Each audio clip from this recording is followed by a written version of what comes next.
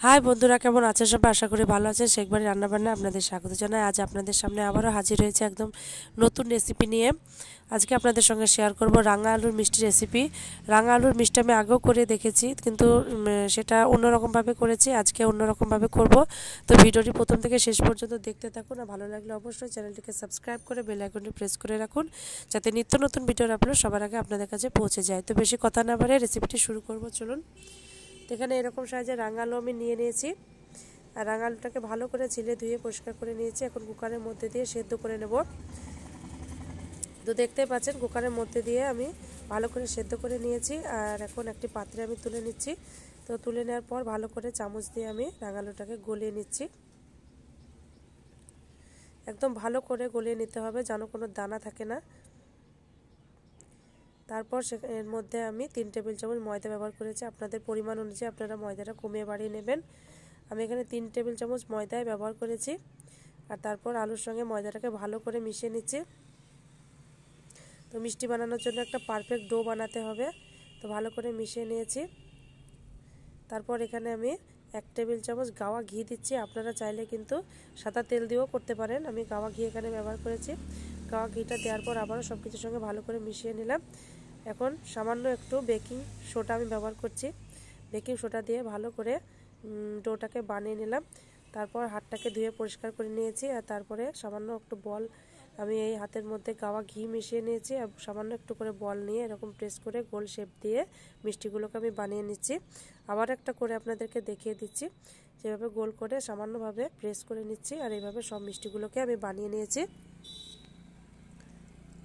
এখন ভেজে নেওয়ার পালা। এদিকে ওভেনের মধ্যে একটা ফ্রাই প্যানে সাদা তেল বসিয়ে দিয়েছি। তেল কিন্তু গরম হয়ে গেছে। আর সব মিষ্টিগুলোকে একে একে আমি ভেজে নিচ্ছি। আর এই মিষ্টিগুলো ভাজার সময় তেল কিন্তু মিডিয়াম আঁচে রাখতে হবে, খুব একটা হাই আঁচে দিলে কিন্তু মিষ্টি উপর থেকে পুড়ে যাবে। তো এইভাবে আমি সব মিষ্টিগুলোকে উল্টে পাল্টে লাল লাল করে ভেজে নেব।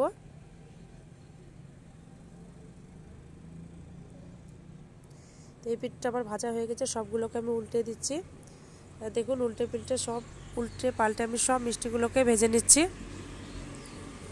সব মিষ্টিগুলোকে একদম লাল লাল করে ভেজে নিয়েছি। এখন উঠিয়ে নেব।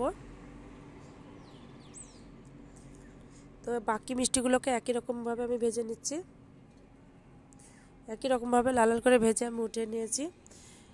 এখন আমি মিষ্টির সিরাপ বানিয়ে নেব। তো মিষ্টি সিরাপের জন্য ওভেনের মধ্যে আমি কড়াই বসিয়ে দিয়েছি। আর কড়াইয়ে পর্যাপ্ত পরিমাণে চিনি দিয়ে দিলাম। আর এই বাটির মাপে 1 বাটি জল দিয়ে দিচ্ছি। এখন তার মধ্যে একটা তেজপাতা ফাটিয়ে দিলাম। আর খুব বেশি চেটচেটা করার দরকার নেই, খুব বেশি গাঢ় করার দরকার নেই। সামান্য একটু ফুটে উঠলেই কিন্তু শিরাটা আমার রেডি হয়ে যাবে। তো ভালো করে আমি জাল করে নিয়েছি। আর তারপর মিষ্টিগুলোকে আমি দিয়ে দিচ্ছি।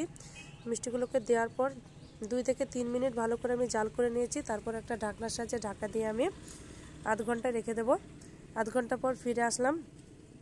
দেখতেই পাচ্ছেন মিষ্টিগুলো কত সুন্দর লাগছে দেখতে, আর একদম ফুলে রসে ডুবে গেছে। তো কতটা নরম হয়েছে আপনাদেরকে আমি কেটে দেখিয়ে দিচ্ছি।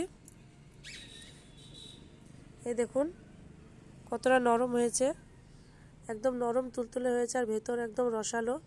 এইভাবে আপনারা বাড়িতে অবশ্যই ট্রাই করে দেখবেন। আশা করছি আপনাদের ভালো লাগবে। ভালো লাগলে কমেন্ট করে জানাবেন, সাথে লাইক করবেন। আর রেসিপিটাকে বেশি বেশি করে ফ্যামিলি এবং ফ্রেন্ডদের সঙ্গে শেয়ার করবেন। আর চ্যানেলটিকে অবশ্যই সাবস্ক্রাইব করে বেল আইকনটি প্রেস করে রাখবেন, যাতে নিত্য নতুন ভিডিওর আপলোড সবার আগে আপনাদের কাছে